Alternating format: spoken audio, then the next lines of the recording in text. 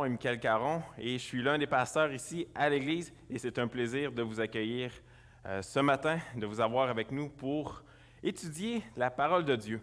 Et comme Michel l'a mentionné, on débute la rentrée, donc la rentrée est sur plusieurs semaines, sur 3-4 semaines, et puis on va avoir 3 messages différents qui viennent dire un peu ce qu'on croit sur tel sujet en tant qu'Église. Donc, ce matin, j'apporte un sujet sur la louange. Qu'est-ce qu'on croit concernant la louange?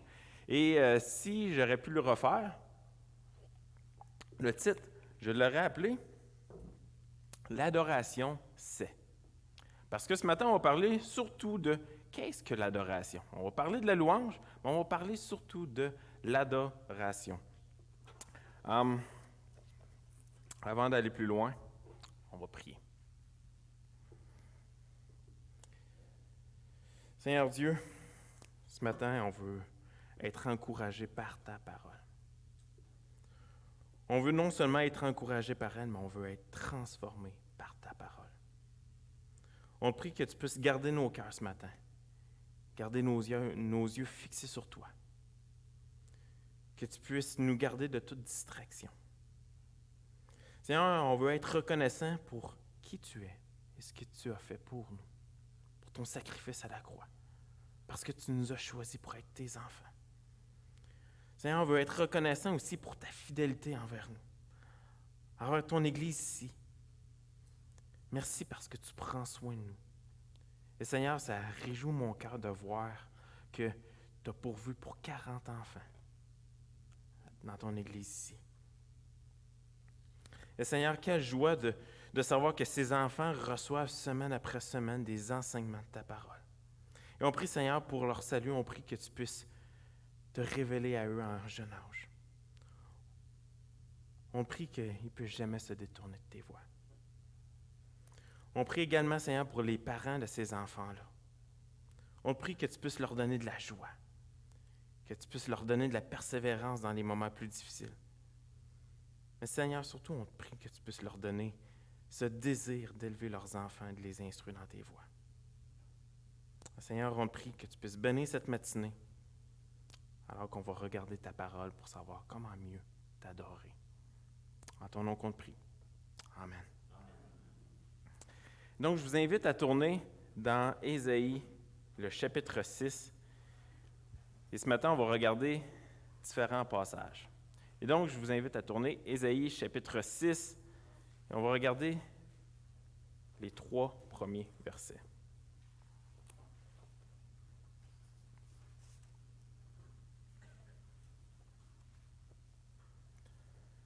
L'année de la mort du roi Osias, je vis le Seigneur assis sur un trône très élevé, et les pans de sa robe remplissaient le temple.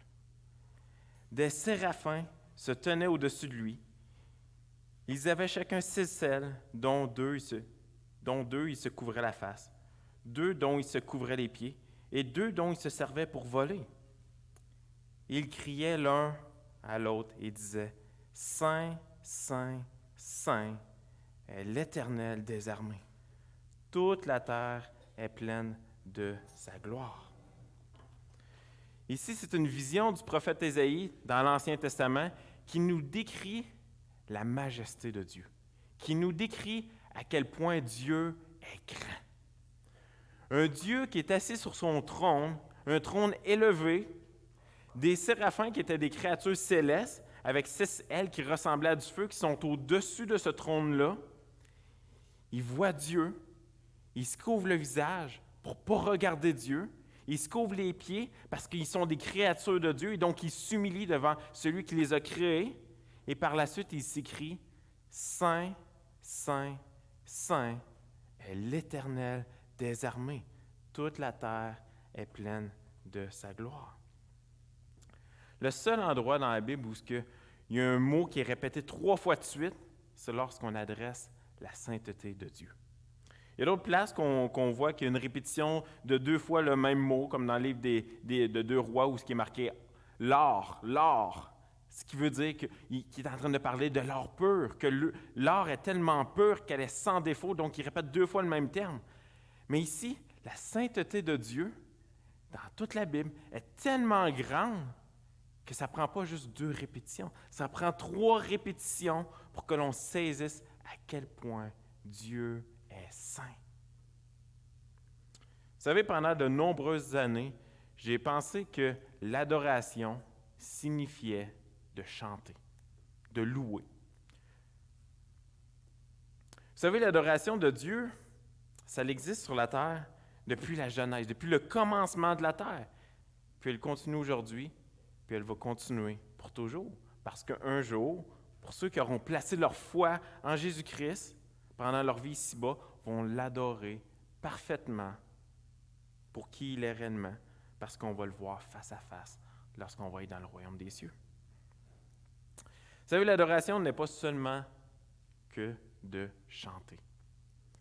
Ça serait probablement une vision bien simpliste si on le comprenait comme étant la seule expression de notre adoration à Dieu. L'adoration n'est pas de la louange, mais plutôt, la louange est une expression de notre adoration à Dieu. Je répète, l'adoration n'est pas de la louange, mais plutôt, la louange est une expression de notre adoration à Dieu. C'est un peu comme si je vous disais que l'amour, c'est d'acheter un cadeau à un être cher.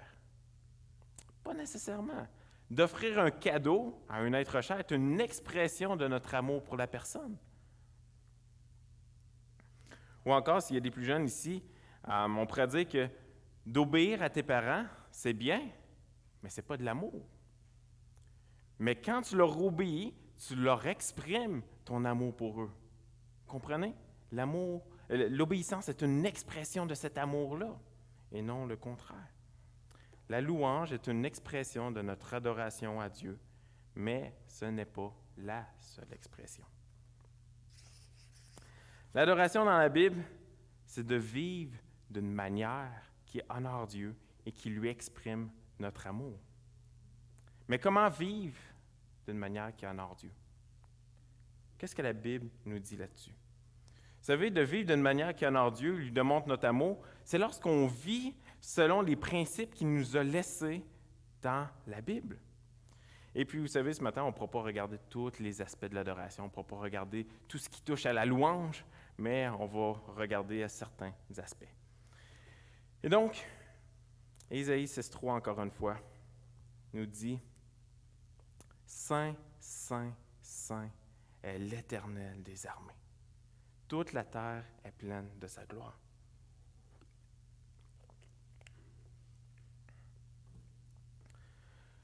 On va regarder premièrement, c'est quoi les racines de l'adoration? Qu'est-ce qu'il y a au fin fond de l'adoration? Et ici, on voit dans Ésaïe 6.3 les séraphins qui sont là et qui crient « Saint, Saint, Saint est l'Éternel ». Les séraphins reconnaissent qui Dieu est. Ils savent qui ils sont. Ils savent qu'ils sont des créatures de Dieu et qu'ils doivent s'humilier devant Dieu, qu'ils doivent cacher leur regard devant Dieu parce que Dieu est 3 fois saint. Dieu est la sainteté parfaite. Vous savez, depuis le début de l'humanité, l'adoration a toujours été d'apporter toute la gloire à Dieu. On voit dans la Genèse qu'Adam devait profiter de la présence de Dieu dans un jardin parfait qui était fait de la main de Dieu. Et Dieu l'a appelé à se réjouir de tout ce qu'il y avait, et pas seulement de tout ce qu'il possédait, mais également de se réjouir de la présence parfaite de Dieu.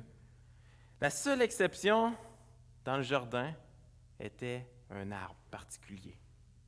Il y avait un arbre dans le jardin qui était défendu à Adam de toucher et d'en manger le fruit. C'était le seul élément du jardin qu'Adam et Ève ne devaient pas toucher. Mais Dieu l'a appelé à se réjouir de tout le reste, avec cette seule exception. Pourquoi? Pourquoi Dieu l'a appelé à se réjouir, à être reconnaissant pour tout ce qu'il y a dans le jardin, sauf cet arbre-là qu'il ne devait pas toucher? Parce que c'était pour que Dieu puisse recevoir toute la gloire par la foi d'Adam, qui aurait été manifestée par son obéissance, son amour, sa dévotion pour lui seul, le Dieu qui a créé toutes choses. Adam ne devait pas toucher cet arbre-là par obéissance à Dieu. Et on sait que l'histoire ne s'est pas bien passée. Il n'a pas fallu beaucoup de temps pour que les deux premiers humains décident de s'incliner, d'adorer la création à la place du Créateur de toutes choses. Adam et Ève ont décidé tous deux d'adorer le serpent qui était venu les tenter, de désobéir, puis ont désobéi au commandement strict de Dieu de s'abstenir de manger de cet arbre unique. Ils ont décidé de désobéir. Et depuis ce moment précis où ils ont péché, il y a une adoration alternative qui a été introduite pour toute l'humanité. On va adorer soit le Créateur, ou soit on va adorer la création, ce que Dieu a créé. Et malheureusement, on tombe souvent dans l'adoration des choses créées à la place du 3 fois saint, comme Ésaïe 6 nous dit. Combien de fois est-ce qu'on est tombé à adorer des choses créées plutôt que celui qui nous a créés? Combien de fois est-ce qu'on tombe à adorer les choses qui ont été créées au lieu d'adorer celui qui les a créées? Combien de fois est-ce qu'on a aimé et désiré nos péchés plus que de courir à Dieu en obéissance? Combien de fois est-ce qu'on a aimé et désiré avoir plus d'argent plutôt que de se satisfaire de ce que Dieu nous offrait? Combien de fois est-ce qu'on a aimé et désiré la santé et le bien-être, la réussite et le plaisir plus que ce que Dieu voulait nous offrir? On voit à travers les Écritures, à travers la Bible et nos propres vies même, que l'humanité a suivi le chemin de Adam et Ève, de leurs parents, en commettant encore et encore le même péché d'adorer autre chose que Dieu. Dans le livre de l'Exode, on voit qu'Israël, dans les chapitres 30 environ, fin des chapitres 20, on voit qu'Israël est consacré au service de Dieu. Et aussitôt que ça a été fait, aussitôt qu'ils ont été consacrés à Dieu, au service de Dieu, ils sont déjà en train de rompre l'alliance avec Dieu, en commettant l'idolâtrie. Dans Exode 32, on voit le peuple de Dieu qui se tourne dans l'adoration vers une idole créée de leurs mains au lieu d'adorer celui qui a créé toutes choses et celui qui venait tout juste de les choisir pour être leur peuple. Moïse est sur le mont Sinaï, est en train de recevoir les commandements de Dieu. Et pendant ce temps-là, le peuple d'Israël est déjà en bas, en train de créer un veau d'or. Ils sont déjà en train de créer un autre Dieu au lieu de vivre des vies d'obéissance à celui qui venait de les choisir. Et vous savez, on voit ce modèle-là tout au long de la Bible. Des hommes qui adorent Dieu, puis quelques instants plus tard, se tournent vers des idoles. Depuis la chute dans la Genèse, le peuple de Dieu n'a plus jamais adoré parfaitement. Un excellent livre qui nous parle de l'adoration, qui nous parle de la louange, qui est malheureusement juste en anglais, qui s'appelle Reformation Worship. L'auteur dit « Pourtant, l'adoration de Dieu, telle qu'elle était à l'origine, prévue en Éden, et reprise par Israël, n'a jamais été parfaitement ni pleinement réalisée. Comme pour Adam, Israël et Salomon n'ont pas réussi à réaliser pleinement l'adoration parfaite de Dieu. Les hommes n'ont jamais réussi l'adoration parfaite de Dieu. Et le fait qu'on est incapable d'adorer Dieu parfaitement nous emmène à la nécessité de tourner nos yeux vers Jésus, vers celui qui est le parfait adorateur. Jésus a vécu une vie parfaite en vivant une vie d'obéissance à la volonté du Père. Il a également offert le sacrifice parfait en s'offrant lui-même comme substitut pour nos propres péchés. Il a fait tout cela en notre nom, pour la gloire de Dieu et pour notre salut. Et vous savez, l'auteur aux Hébreux dit, en chapitre 12, verset 28, vous n'avez pas besoin de tourner, je vous le lis, il dit « C'est pourquoi, recevant un royaume inébranlable, montrons notre reconnaissance en rendant à Dieu un culte qui lui soit agréable, avec piété et avec crainte, car notre Dieu est un feu dévorant. » On est maintenant capable d'adorer Dieu d'une manière acceptable, puisque Jésus, celui qui a pris nos péchés une fois pour toutes, a vécu un culte parfait, une adoration parfaite en notre nom. Le royaume de Dieu, le ciel, est un lieu où la Bible nous dit qu'on va apporter une adoration parfaite à Dieu. Et tout ceci, c'est possible grâce à celui qui a été capable de nous réconcilier avec le Père en l'adorant parfaitement ici sur terre. On n'échouera plus dans notre adoration de qui Dieu est réellement. Parce qu'on va être rendu parfait. Et malheureusement, pendant notre séjour sur terre, on va échouer encore en nous tournant vers des idoles. Mais on doit se rappeler que Jésus nous a conduits à la perfection, nous conduit plutôt à la perfection, pour que notre adoration à Dieu soit parfaite lorsqu'on va le rencontrer face à face. Apocalypse 4, les versets 10 à 11, nous donne un aperçu de ce que va être l'adoration parfaite dans le ciel. Apocalypse 4, versets 10 à 11 nous dit « Les 24 vieillards se prosternent devant celui qui est assis sur le trône, et ils adorent celui qui vit au siècle des siècles.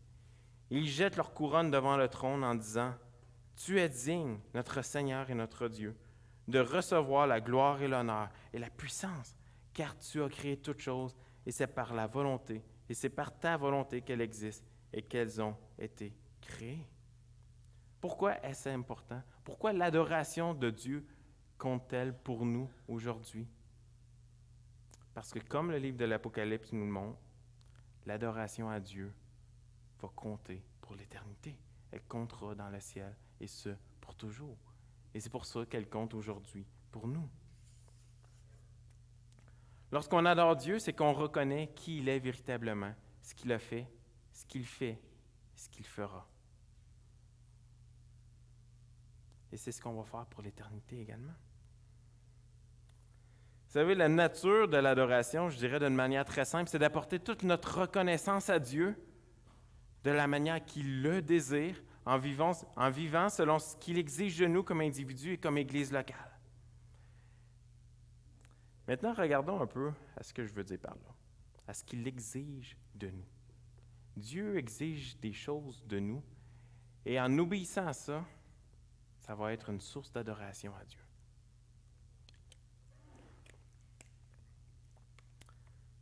Dans sa lettre aux Romains, Paul parle de l'aspect individuel de l'adoration.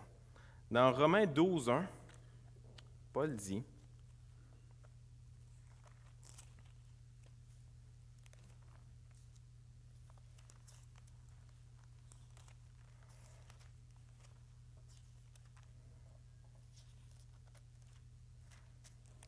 Je vous exhorte donc, frères, par les compassions de Dieu, à offrir vos corps comme un sacrifice vivant, saint, agréable à Dieu, ce qui sera de votre part un culte raisonnable. » Ce passage-là n'est pas en train de nous dire qu'on doit s'offrir en sacrifice, on doit commencer à faire des sacrifices humains ici, mettre le feu à tout le monde. Non. Ce verset dit qu'on doit adorer Dieu individuellement en étant des sacrifices vivants pour lui. Ça veut dire totalement dévoués à vivre selon ses exigences et ne pas nous conformer au monde. C'est ainsi que nous, en tant qu'individus, on va l'adorer d'une manière qui est acceptable lorsqu'on va être des enfants de Dieu obéissants. C'est par notre foi et notre obéissance en lui chaque jour de notre vie qu'on va l'adorer réellement. Parce que l'obéissance est une expression de notre amour, de notre adoration pour lui. Maintenant, on pourrait se demander, qu'est-ce que ça signifie de vivre dans l'obéissance à Dieu? Dans le passé, dans l'Ancien Testament, avec le peuple d'Israël, une réponse appropriée à Dieu dans l'obéissance aurait été d'aller au temple 3 fois par jour, 3 fois par an pour offrir des sacrifices. Et je crois que Jésus est assez clair dans Matthieu 22, 37, quand il dit que nous devons aimer Dieu au-dessus de toute chose. Ça signifie que le premier pas pour l'adorer, c'est de l'aimer au-dessus de tout et de répondre en obéissance à Dieu par amour. Dans l'Ancien Testament comme dans le Nouveau, Dieu a toujours indiqué de quelle manière il désirait être adoré. Différentes lois étaient données dans l'Ancien Testament. Il y avait des sacrifices d'animaux qui étaient demandés. Si Dieu n'avait pas indiqué de quelle manière il désirait l'adoration, il n'aurait pas été long que le peuple aurait déterminé par eux-mêmes comment qu'ils veulent adorer Dieu. Et puis, habituellement, on sait que ça ne tourne pas bien, comme qu'on a vu avec le peuple d'Israël qui se tournait vers différentes idoles. Et comme Paul le mentionne dans sa lettre, dans Romains chapitre 1, il dit « Eux qui ont changé la vérité de Dieu en mensonge et qui ont adoré et servi la créature au lieu du Créateur. » Et vous savez, on n'est pas exempt de ça. On n'est pas exempt que notre adoration dévie de qui Dieu est et se tourner vers ce que Dieu a créé. Voici quelques manières que Dieu nous demande de l'adorer dans notre vie de tous les jours. Pour rendre ça concret, vraiment, qu'est-ce que ça signifie d'adorer Dieu d'une façon personnelle? Il y a tellement plein de passages qu'on aurait pu tourner, il y a tellement plein d'exemples que j'aurais pu tourner. J'en ai choisi quelques-unes qu'on va regarder. Premièrement, 1 Thessaloniciens 5. Ceux qui ont des Bibles, je vous invite à tourner dans 1 Thessaloniciens 5.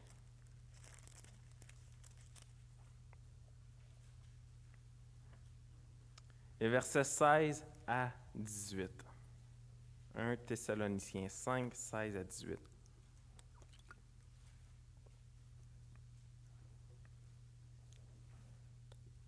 Soyez toujours joyeux. Soyez toujours joyeux. Verset 17, priez sans cesse. Verset 18, rendez grâce en toutes choses, car c'est à votre égard la volonté de Dieu en Jésus-Christ. Vous savez, dans le Nouveau Testament, il y a plein d'impératifs. Soyez toujours joyeux. Lorsqu'on est joyeux, on est en train d'adorer Dieu pour qui il est réellement, parce qu'on se rappelle ce qu'il a fait pour nous, ce qu'il est en train de faire pour nous. Priez sans cesse. La prière est une forme d'adoration à Dieu, parce qu'on reconnaît que sans Dieu, on n'est pas capable. Et rendez grâce en toutes choses, parce qu'on sait que toute chose vient de Dieu. Dans Matthieu 28, 19, ça nous dit « Allez, faites de toute la nation des disciples. » De partager l'Évangile avec ceux qui sont autour de nous est une forme d'adoration à Dieu parce qu'on est en train d'obéir à Dieu. Vous voyez, jusqu'à maintenant, comme quoi que l'adoration n'est pas seulement que de chanter. L'adoration à Dieu n'est pas seulement que de louer. L'adoration à Dieu, c'est d'aimer Dieu par-dessus tout et de vouloir lui obéir.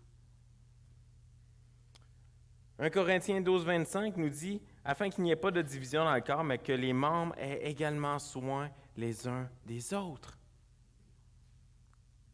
De prendre soin les uns des autres est une obéissance à Dieu.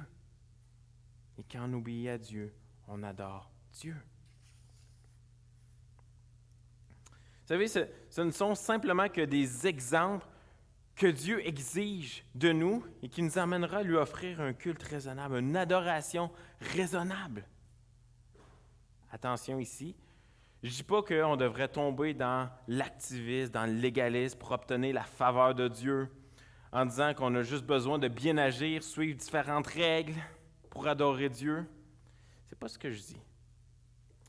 Je dis ici qu'il y a des impératifs dans le Nouveau Testament. Dieu nous demande de nous conduire d'une certaine manière. Et lorsqu'on le fait parce qu'on aime Dieu par-dessus tout et parce qu'on est reconnaissant. Jacques, dans sa lettre, je crois, décrit parfaitement ce que je suis en train de dire ici. Dans Jacques, chapitre 1, les versets 22 à 25, il nous dit « Mettez en pratique la parole. » Ça veut dire obéissez à la parole. Mettez-la en pratique. Et ne vous bornez pas à l'écouter, en vous trompant vous-même par de faux raisonnements.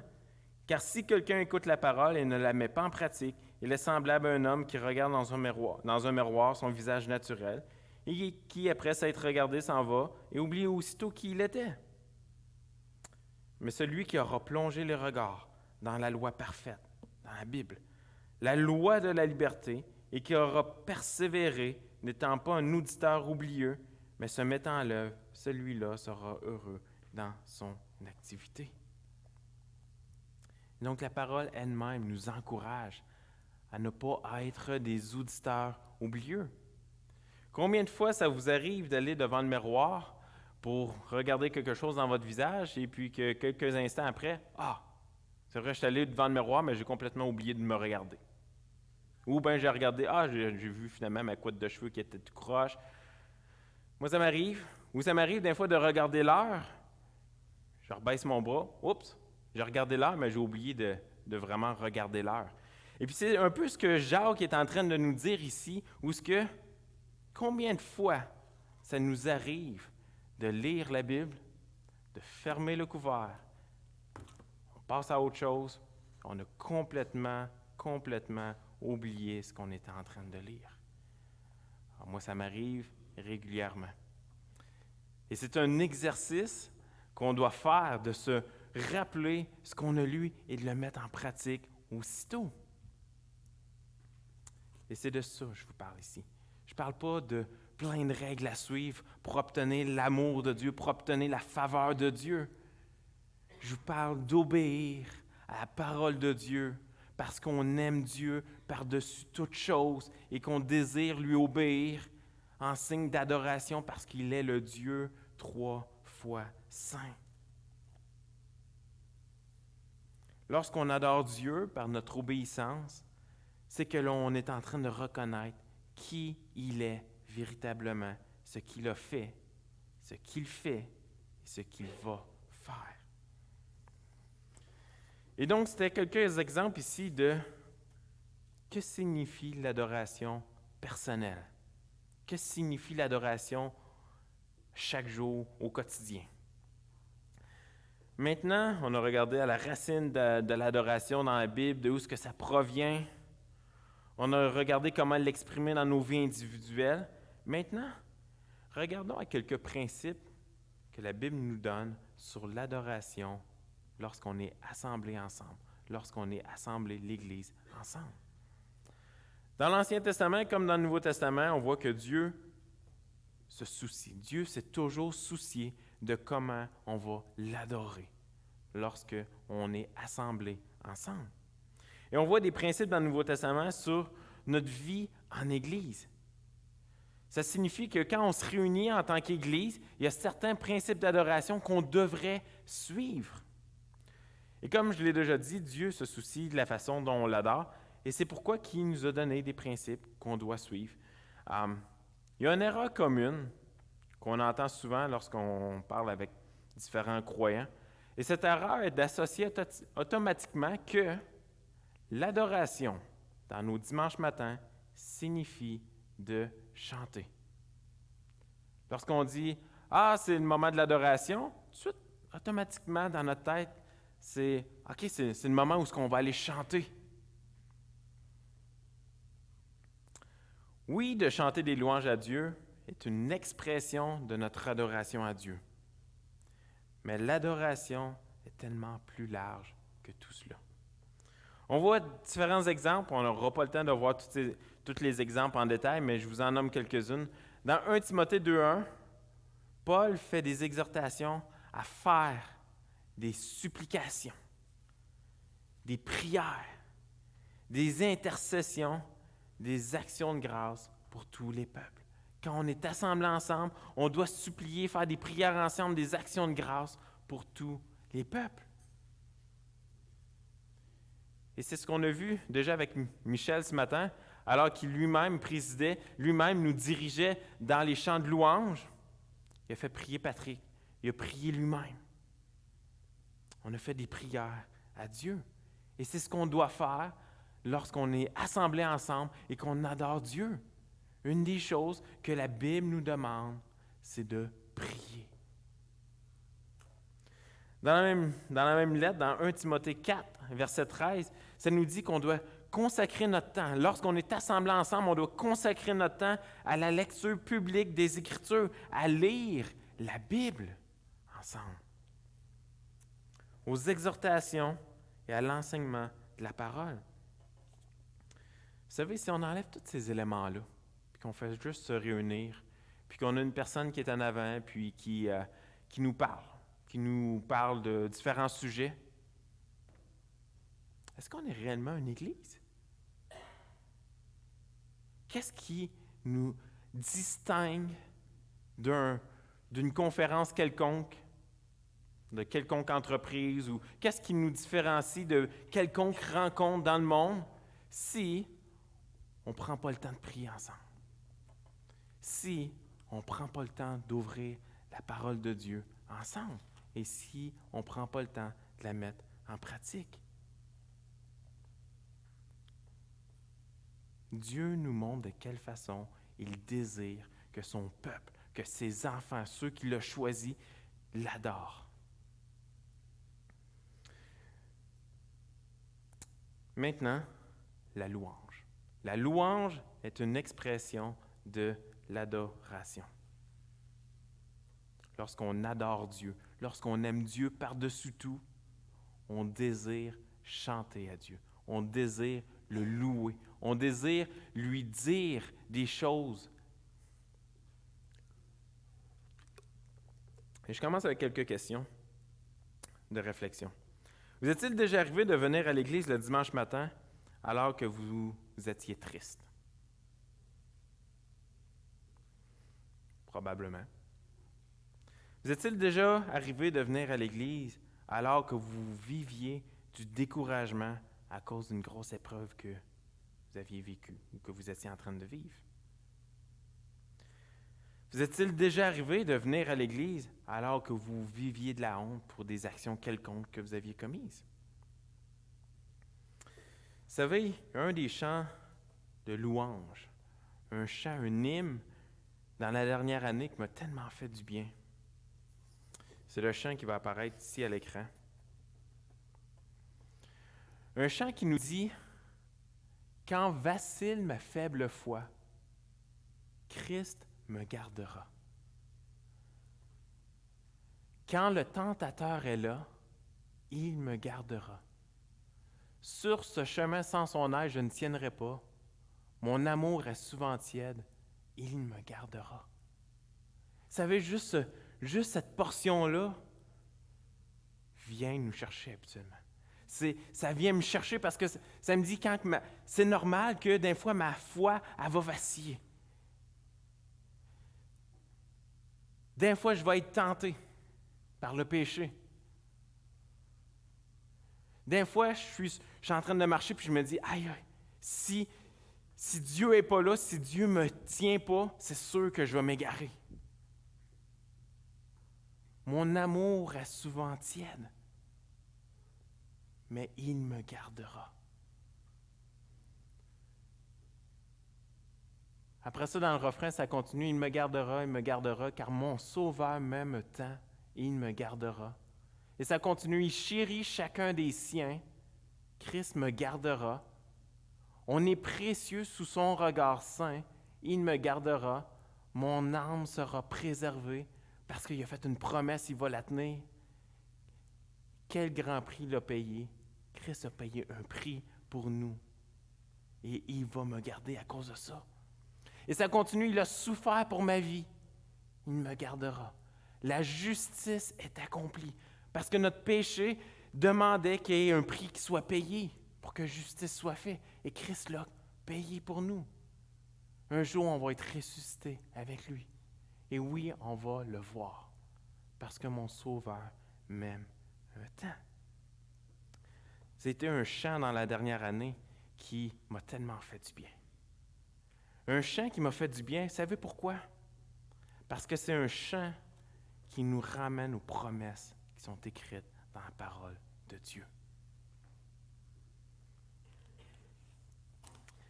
Éphésiens 5,19 dit « Entretenez-vous par des psaumes, par des hymnes et par des cantiques spirituels, chantant et célébrant de tout votre cœur les louanges du Seigneur.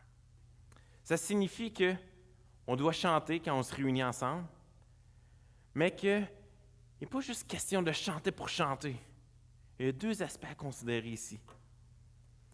Le premier aspect, c'est entretenez-vous par des psaumes, par des hymnes et par des cantiques spirituels, et célébrant de tout votre cœur les louanges du Seigneur. Ce passage nous dit là, que lorsqu'on chante des psaumes, des hymnes, des cantiques, qu'on devrait le faire dans un but de s'entretenir les uns les autres. Vous savez, j'ai longtemps cru que lorsqu'on était assemblés et qu'on chantait, que c'était seulement une expérience personnelle que je vivais avec Dieu. On ferme les lumières, je ferme les yeux, et c'est seulement une expérience personnelle que je suis en train de vivre. Et je ne dis pas qu'il est impossible ou mal de vivre une expérience personnelle avec Dieu lorsqu'on chante, mais lorsqu'on est assemblés ensemble, il y a quelque chose de beaucoup plus grand qui est en train de se produire. Non seulement on est en train d'adorer Dieu, qu'on est en train de louer Dieu par les chants, on s'entretient les uns les autres. C'est-à-dire qu'on s'encourage, on s'exhorte, on s'enseigne des vérités les uns les autres au travers des chants. Maintenant, pensez à ça quelques secondes, quelques instants.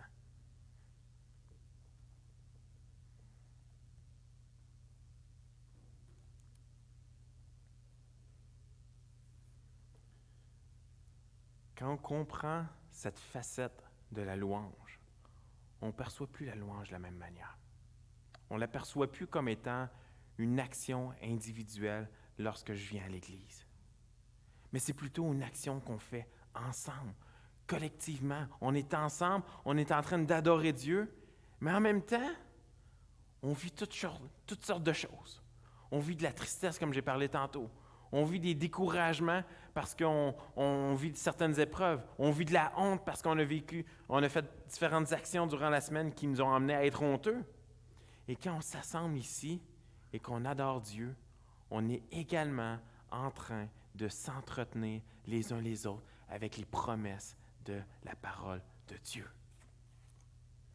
Vous savez, j'ai été pendant plusieurs mois dans une église l'année dernière qui pratiquait d'une manière évidente cette facette de la louange, où lorsqu'ils étaient assemblés ensemble, ils chantaient, mais non seulement que c'était envers Dieu, mais ils chantaient en se regardant parce qu'ils étaient en train réellement ils s'entretenaient réellement par les paroles des chants. Et donc, la bâtisse était faite d'une façon spéciale, où c'était fait en genre de U, où les gens étaient capables de se voir.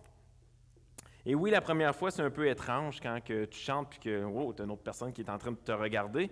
Ça fait bizarre un peu, mais il voulait ici exprimer d'une manière concrète ce que la parole de Dieu nous dit ici, de s'entretenir par les chants. De comprendre cet aspect de la louange en assemblée nous aide à comprendre que lorsque je viens à l'Église, lorsque je viens ici le dimanche matin, je ne viens pas que pour mes propres besoins, moi, mais je viens pour encourager les autres et être encouragé moi-même. C'est pour cela qu'il y a plusieurs églises qui ne ferment pas les lumières lorsqu'ils chantent. Et oui, il y a un côté pratique pour la projection et pour mieux voir les paroles lorsqu'on ferme la lumière, mais je vous pose une question ici de réflexion. Est-ce qu'on est en train de passer aux côtés de cet aspect de la louange qui nous demande de s'entretenir les uns les autres lorsqu'on est assemblés? Est-ce qu'on est en train de passer aux côtés de cet aspect de la louange lorsqu'on est dans le noir, lorsqu'on a les yeux fixés sur l'écran ou les musiciens en avant? Est-ce qu'on est encore conscient qu'il y a tous les gens autour de nous qui vivent différentes choses et qui ont besoin d'être encouragés par les promesses de la parole? Paul revient aussi avec cette même idée dans Colossiens 3,16 et ajoute un élément qui est crucial. Et cet élément, c'est que la parole de Christ doit demeurer au milieu de nous quand nous nous assemblons. Colossiens 3,16 dit que la parole de Christ habite parmi vous abondamment. abondamment, qu'on soit immergé par la parole de Dieu lorsqu'on est assemblés ensemble. Et puis il continue, instruisez-vous et exhortez-vous les uns les autres en toute sagesse par des psaumes, par des hymnes, par des cantiques spirituels chantant Dieu dans vos cœurs sous l'inspiration de la grâce. Il dit, instruisez-vous et exhortez-vous par des psaumes, des hymnes, des cantiques. Non seulement on est en train de s'exhorter, qu'on est en train de s'encourager, mais on est en train de s'instruire.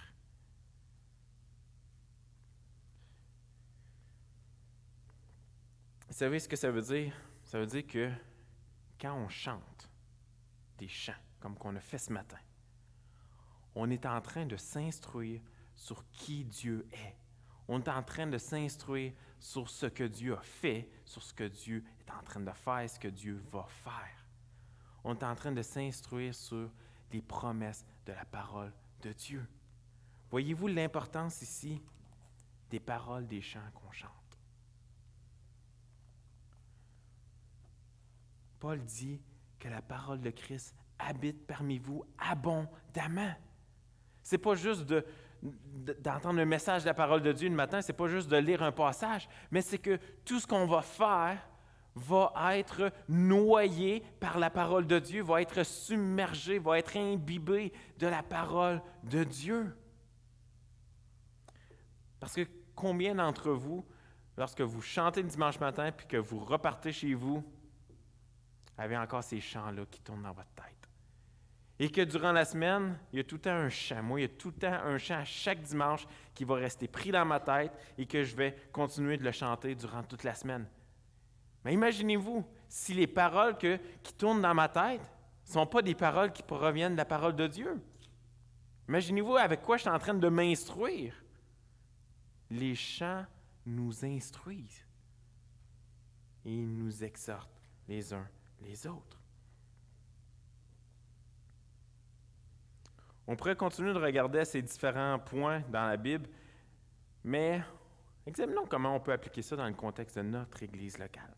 Parce que bien que la parole de Dieu nous spécifie comment Dieu veut qu'on l'adore dans nos vies personnelles et en Église, il nous laisse une certaine liberté dans la manière que ça va être appliqué. Et donc, comment appliquer ça dans le contexte de l'Église locale? Vous savez, il est bien de vouloir, à certains degrés, adapter nos chants à la culture. On voit des chants comme, par exemple, vous connaissez pour la plupart les CD de Héritage. Les CD, c'est vieux, ça. Les MP3 de Héritage ou la musique en ligne de Héritage. Où ils ont repris des vieux chants, des vieilles hymnes. Ils ont adopté la mélodie, ils ont adopté la musique, adapté la musique derrière pour qu'elle soit plus culturelle. Mais vous savez quoi? Ils n'ont pas changé les paroles. Ils n'ont pas changé les paroles. Parce que les paroles ont une profondeur. Et c'est ça qu'on ne veut pas changer. Oui, c'est correct de vouloir adapter la musique. Mais les paroles et leur contenu doivent rester lorsqu'ils sont imbibés de la parole de Dieu. Vous savez, depuis quelque temps, on travaille ici même avec les chants qu'on chante le dimanche matin, qui soient imprégnés de la Bible. On veut qu'il puisse y avoir une profondeur dans les chants qu'on chante pour que nos âmes puissent être encouragées et que nos cœurs puissent être tournés vers Dieu dans une véritable adoration, qu'on soit vraiment en train de chanter qui Dieu est réellement, qu'on soit vraiment en train de s'encourager, en train de s'instruire les uns les autres, pas qu'on soit en train de s'instruire ou s'encourager ou de dire des faussetés sur Dieu. C'est pour ça que depuis déjà un certain temps, on prend les chants qu'on chante et on essaie de comprendre qu'est-ce qui est écrit là. Est-ce que quand on va le chanter dimanche matin, on va vraiment être en train de chanter la Bible ou on va être en train de chanter autre chose? Colossiens 3,16, comme on l'a lu il n'y a pas long, nous dit que la parole de Christ doit habiter parmi nous abondamment.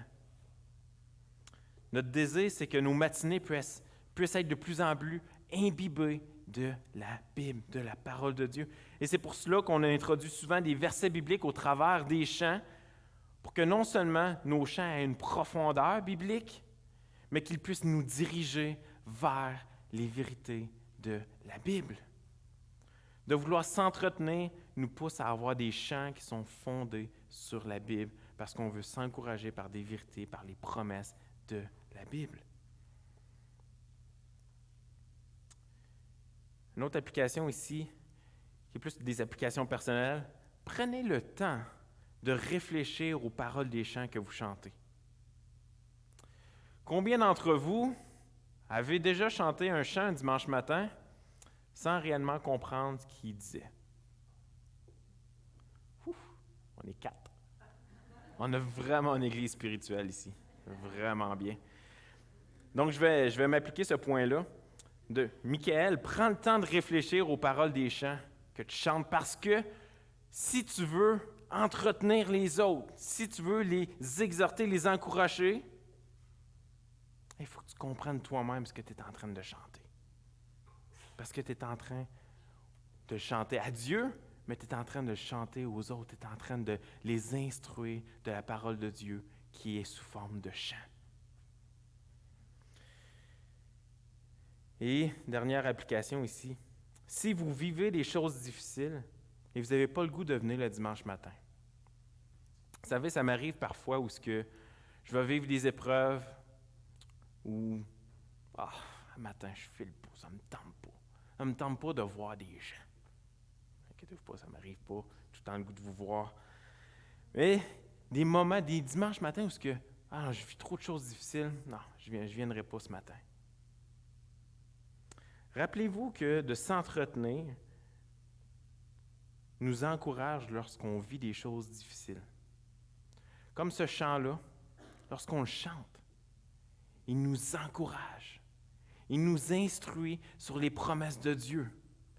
Il nous pousse à persévérer quand les choses sont difficiles, à s'accrocher aux promesses de Dieu, aux vérités de la parole, et finalement, on finit par adorer Dieu pour tout cela parce qu'on est reconnaissant. Et donc, si vous vivez des choses difficiles, que vous vous dites « moi, je ne viendrai pas à l'église ce matin, ça ne sera pas bon pour moi », détrompez-vous. Détrompez-vous. Et donc, ce matin est un dimanche particulier parce que on est la rentrée, on est le premier dimanche de la rentrée. Et dans chacun des 3 messages qu'on va apporter sur la rentrée, aujourd'hui, on parle d'adoration. Dimanche prochain, on va parler de la prière. Et l'autre dimanche d'après, on va parler de la mission. Et à chaque fois, on veut partager un peu qu'est-ce qu'il y a dans l'Église par rapport à ça, quel ministère qui est offert pour que vous puissiez participer d'une façon encore plus active. Et concernant la louange, la première chose que vous pouvez faire pour être impliqué à ce niveau-là, c'est d'être présent le dimanche matin. Pas d'une façon légaliste. Pas d'une façon pour avoir la faveur de Dieu parce que moi, je suis un bon chrétien puis je me présente dimanche après dimanche. Non, parce que vous avez la conscience que ça va être bon pour vous de venir, mais également parce que vous allez encourager les autres frères et sœurs qui vivent des choses difficiles les dimanches. Donc, première chose que vous pouvez faire, première place que vous pouvez être impliqué, c'est dans votre présence le dimanche matin. Deuxièmement, on a différents besoins. Et des besoins au niveau sac d'offrande, la distribution de l'offrande. Et vous savez, il y a beaucoup de gens qui n'aiment pas qu'on parle d'offrande parce qu'on demande de l'argent à des gens. Et puis vous savez, à chaque dimanche, on essaie de se rappeler de dire, si vous êtes nouveau, si vous êtes un invité ici, laissez passer le sac. C'est un privilège, c'est une responsabilité des membres de redonner à Dieu ce qu'il nous a donné. Et vous savez, l'offrande, c'est un acte d'adoration à Dieu également. On lui redonne ce qu'il nous donne. Dieu pourvoit pour nous régulièrement et on lui redonne ce qu'il nous donne.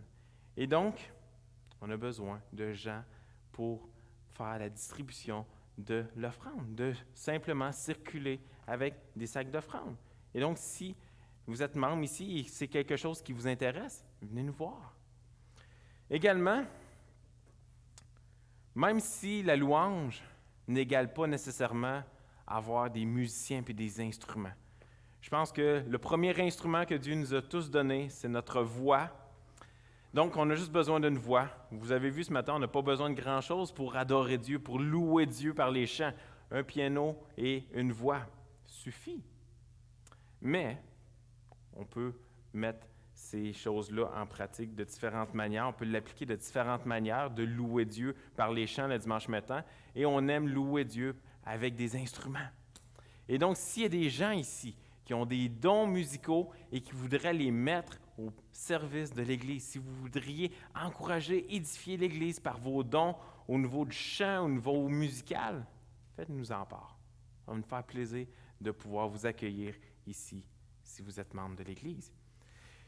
Et également, toujours ceux qu'on oublie derrière, nos chers techniciens. Vous savez, dans le temps de Jésus, il n'y avait probablement pas de technique. Il n'y avait pas de haut-parleur, il n'y avait pas de micro, il n'y avait pas tous les appareils qu'on a ici. On est rendu en 2019. On est rendu en 2019 et puis on a de la technique pour pouvoir faciliter lorsqu'on est en train de louer Dieu, pour mieux se comprendre, pour mieux comprendre les paroles des chants qui sont chantées, pour mieux voir les paroles des chants qui sont affichées là.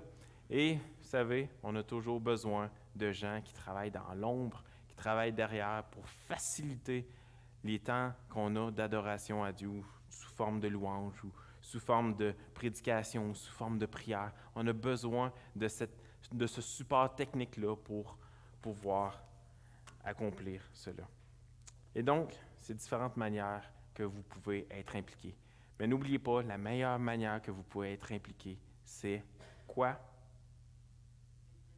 Être présent. C'est être présent ici, le dimanche matin, par amour pour Dieu, par amour pour les autres, parce que vous voulez les instruire, vous voulez les encourager. Et vous voulez être encouragés également. Amen. Prions. Seigneur Dieu, on veut t'adorer ce matin, parce que tu es le Dieu 3 fois saint. Ah, Seigneur, on s'humilie devant toi. Nous qui sommes des êtres humains, nous qui sommes tes créatures. Et toi qui es le Dieu 3 fois saint, qui est parfaitement saint. Et Seigneur, on veut être reconnaissant pour tous ces bienfaits dans nos vies. On veut être reconnaissant, Seigneur, parce que c'est toi qui nous as cherchés d'abord, parce qu'on ne te cherchait pas.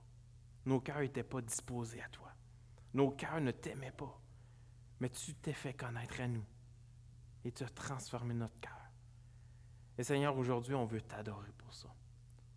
On veut te rendre toute la gloire, on veut te louer au travers des chants. Au travers des chants, Seigneur, aide-nous à se rappeler qu'on est en train de s'entretenir, qu'on est en train de s'encourager les uns les autres avec tes promesses, avec tes vérités. On te prie de bénir cette matinée. Amen.